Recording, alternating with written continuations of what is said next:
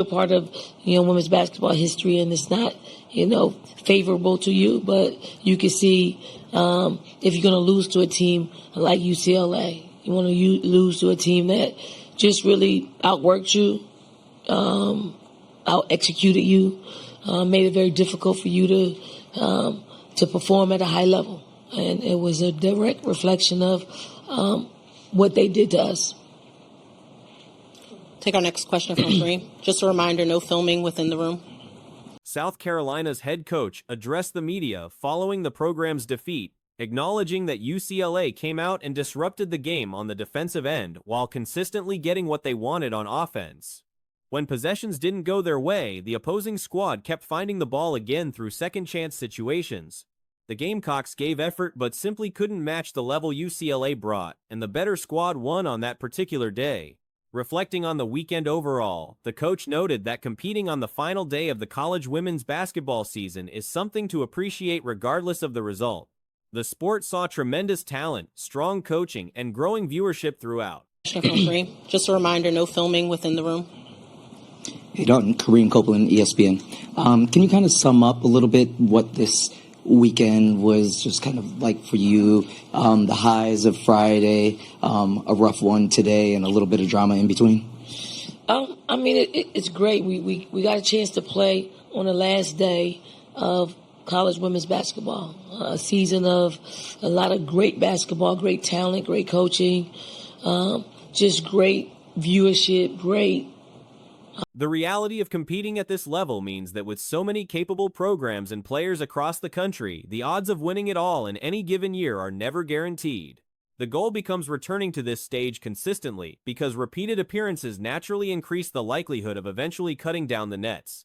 On the topic of departing players entering the professional ranks, the assessment was straightforward. Both players highlighted are well-rounded people off the court and serious workers on it.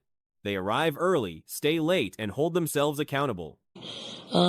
Just great viewership, great. When you're in this position, you don't win all of them. There are too many great teams out here, too many great players and coaches that decrease your chances of winning national championships. The trick is to continue to get here. And the more you get here, the more you increase your chances of winning. So we got a lot of work cut out for us, but I really enjoyed the weekend. I enjoy, every challenge. They bring winning experience and have developed the kinds of professional habits that make the transition to a training camp environment far smoother. Terminology may differ at the next level, but the basketball foundation is there, and any coaching staff can work with them. Regarding the early offensive struggles, the first half saw attempts coming from players who weren't the primary options, meaning the ball wasn't reaching the right hands at the right moments. UCLA deserved credit for creating that disruption. The team didn't need to be flawless, but it needed to execute at a higher standard, generate offense off defensive stops, and challenge the opposition more aggressively. A lot of work cut out for us, but I really enjoyed the weekend. I enjoy, every challenge that basketball creates. I enjoy facing them. I enjoy playing the hand that I'm dealt. And this weekend includes that. I want to stay to our left with Howard. Howard Megdal, the 9 Sports. Dylan, congrats on the season that you had. Just a similar question to what I asked Tanaya and Raven. Just how do you see them as WNBA players, and maybe make the case for them, ahead of next week? Yeah, I think they are well. UCLA's big in the middle made the situation especially complicated. Going straight at a player of that size and rim protection wasn't the answer. The approach should have involved drawing contact and moving the ball again rather than settling for the first available look. The loss coming at the hands of Corey Close carried a particular weight worth acknowledging. Close has invested heavily, not just in her own program, but in elevating the sport as a whole, consistently speaking out and dedicating time to issues beyond the day-to-day grind of coaching. I think they are well-rounded individuals from a basketball standpoint. They are great humans. So you want somebody in your franchise that, that's going to come to work every day, on time, early, come in early, stay late, and then everything in between. They're great teammates. They're people that you want to play with. One, they're winners. Two, they just had a a lot of basketball experience. Losing to someone of that character and that team made the result easier to process. It was a quality opponent representing the game well. The question of mental readiness came up in connection with the low-scoring output. 51 points is well below what the roster is capable of on a normal night, and the tendency to take early shots rather than circulate the ball further exposed the team's inability to put pressure on the defense. Offensive rebounding, a consistent strength throughout the season, never materialized as a factor. A lot of basketball experience, and I just think that they're ready. They've created pro habits, so a lot of what someone that's unprepared for a WNBA training camp, they'll be prepared for. Maybe the terminology will be a little bit different, but when it gets down to basketball, they can be coached by anybody. Cameron, next. Cameron Teague with The Athletic. Dawn, it's just Cameron Teague with The Athletic. The foundations of the team's usual success simply weren't present, and UCLA made them pay for each lapse. Looking ahead to roster construction, the priority is clear. Guard depth and lead guard play are the areas requiring attention in the portal. The front court, once players return from injury and rejoin the program, is expected to be in solid shape. The perimeter is where upgrades need to happen, particularly in terms of athleticism. With The Athletic. Dawn, it's just Cameron Teague with The Athletic. Dawn, I'm curious, that first quarter, it seemed like there were good looks that you guys were taking that just weren't dropping. How hard is it? Like, it seemed like, obviously, the first semifinal, you guys were able to kind of get going in that second half, but it just seemed like you just couldn't get in a rhythm after that first quarter. How hard is it to kind of dig out of that when you got good looks, but they're just not dropping? It's really hard. I mean, I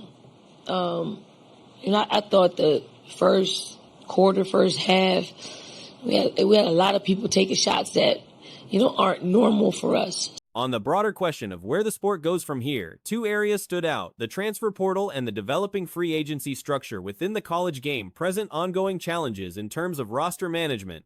More importantly, the revenue side of women's basketball still has significant ground to cover. Units are growing, which is an encouraging sign, but advertisers ultimately make decisions based on financial return. Proving that the sport can generate meaningful revenue will remain one of the central challenges going forward. We had a lot of people taking shots that, aren't normal for us. So we didn't do a good job of getting the people that probably was supposed to get some better looks, the ball. But I think UCLA had a lot to do with it. Not going to say that they didn't. They really did. I didn't think we had to play perfect basketball, but we had to play better basketball. We had to, make shots. We had to create offense for our defense. We had to be better defensively and actually pushing them off their spot. Regarding the mounting expectations that come with 6 consecutive Final Fours and 3 national championship game appearances in 5 years, the standard is felt every time a loss happens at any point in a season. A single defeat sends people into a spiral, which speaks to how high the bar has been set. The only realistic response is to focus on daily improvement and keep returning to this stage. Then make the necessary corrections when the outcome isn't what was hoped for. Getting here is hard. Winning here is harder. As you can imagine, again,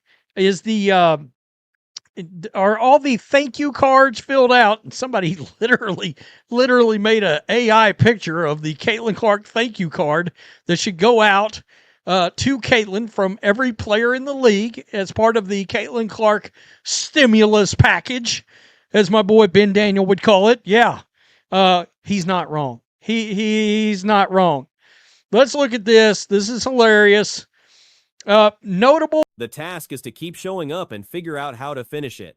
The conversation around WNBA pay has exploded since the fresh CBA dropped, and the base figures rolling out are turning heads across the board, and that's before any bonus escalators even get thrown into the mix. Starting with the raw numbers, no incentives attached, Aaliyah Boston jumps from $94K all the way up to $574K. Solid bump on its own, but the real story is what happens when those escalators kick in. Let's look at this. This is hilarious. Notable projected WNBA salaries per new CBA. Aaliyah Boston, and this is what they're currently making versus what they will make. And I'm going to tell you, there's some, It's funny seeing the amount of people that's about to make more money than Angel Reese. Angel Reese is punching air right now. Barbie is punching air between her new salary and nobody showing up to see her at Barbie Fest. Woo! Boston's been around a year longer than the rookie wave, which makes her eligible for a performance tier that could push her total package north of $1 million, closer to 1.1 mil if her club goes all the way to the ceiling. Paige Becker lands at $500,000, up from $80K. Cameron Brandt lands at $493K, despite missing a huge chunk of the last season. Sonia Centron, and credit where it's due, she's a genuinely solid player. One of the few climbs from $80K to $436K. Caitlin Clark sits at $85,528. Barbie Fest, woo! She's not happy at all. I gotta tell you, she's upset. Aaliyah Boston goes from $94,000 to $574K. That's a pretty good little increase, but it gets better for her. I can tell you right now, with incentives because of making the all WNBA team, that 574 is really going to be like 1.1 million if the Fever choose to offer her the max or get her up to the max. Caitlin. Now here's where the internet started losing its mind. Angel Reese sitting at $350K, Camila Cardoso clearing $110K more than Reese. The reason isn't complicated draft position. Cardoso went third overall. Caitlin Clark, $85,528K. Now, the reason that Aaliyah is becoming eligible for that incentive is because she's been in the league 1 year longer than Caitlin Clark. Paige Beckers goes from $80K to $500,000. Cool $500,000. Cameron Brett, $85K to $493,000. Hell, she missed most of an entire season.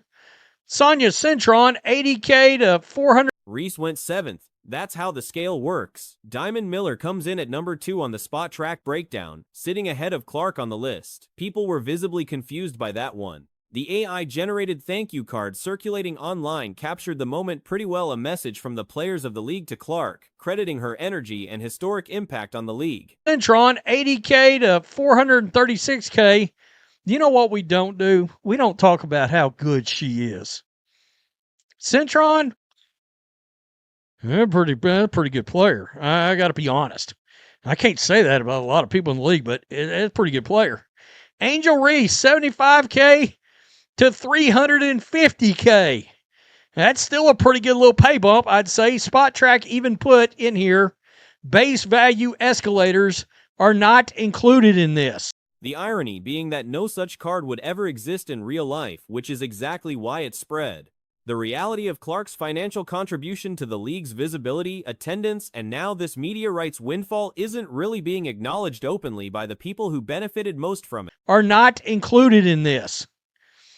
This person, Aaliyah Boston, be eligible for $1 million, yeah, because of the escalators, the incentives, and as they put in there, they did not include that. So, let's come over here real fast. This is Spot Track, and this is the highest paid among the rookie classes involved here. Aaliyah Boston won. Diamond Miller? Huh? Say what? What? All right. On top of that, a renewed deal with CBS and ION, previously sitting at around $60 million annually, likely doubled or more. A reasonable estimate puts the league's current annual media income somewhere around $300 million. That's the mechanism. Salary growth in pro sports runs through broadcast deals, every time. Kiki Arifan pulling $407K also got some attention, and the general consensus from people who follow the game closely is that she deserves every dollar of it. Say what? What? All right. Number 2, ahead of Caitlin Clark. What the hell? All right. My girl Camila Cardoso, she making a cool $110,000 more than Angel Reese. Now, you may be asking, why is that, Rhodes? Well, because Camila was selected number 3. Angel was selected number 7. All right. JC Sheldon, $402,000. Kiki Arifan, JCC Sheldon sits at $402K. The draft class across the board is seeing numbers that simply didn't exist in this league 2 seasons ago. The broader commentary swirling around all this ranges from genuine appreciation to pointed skepticism. Some raise the question of what happens to attendance figures once the Clark effect levels off. 402,000.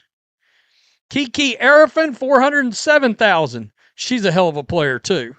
I believe Kiki is what everybody keeps telling me this one is. All right. Yeah. We've seen that, Angel, and we'll raise you Kiki Arifin in the conversation. So more reaction to this. Here you go. You got the thank you notes. Let's look at the pretty card. Oh, we even have like where to, man, I got to tell you, AI, you're coming up in the world. You are. You're like, Others pointed out the gap between the league's skill ceiling and the pay scale relative to what comparable athletes in other professional setups earn. The Russia angle came up a decade ago. Top names were pulling over $1 million to play overseas in the offseason, which was a major draw for players like Brittany Griner. With domestic salaries finally climbing to competitive levels, that calculus starts shifting significantly. Bottom line, the pay increases are real, they're substantial, and the money trail leads directly back to the media rights surge the league has been riding since Clark arrived on the scene.